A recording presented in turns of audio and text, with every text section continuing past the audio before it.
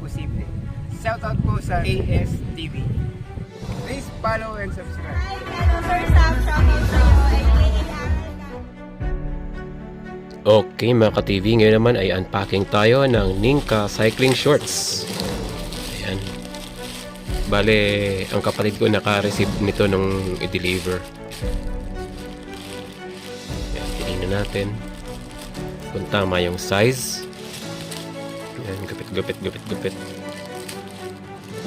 Ayan. Alright. Ito, maganda. Merong ziplock na reusable. Yun, ang unang bumungad kaagad yung back pocket nya. Maganda ang padding, mga ka-TV.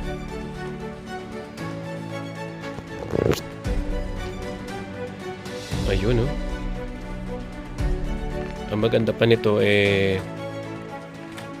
ano siya, talagang makapal yung padding niya. Yan, sinukat natin.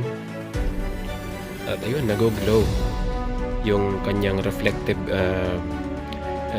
dots or strips.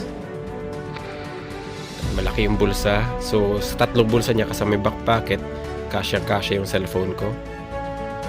Ayun, ganyan itsura niya pag nakasukat.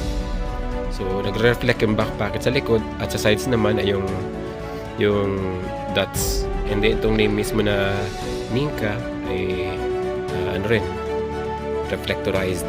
So ayan siya. Sakto lang yung size. Okay mga ka-TV, hanggang sa susunod na review or sa susunod na ride ulit. Shout out po sa Trucks Philippines, Rock Bros PH, Rock Bros Philippines, kay Sir Noli Bernaldez, biyahe ni Kuya Jerry, at kay Sir Dennis Molina. At syempre pa, sa Bicolanong Siklista, sa Chill Bikers Club at sa Solo Bikers Club.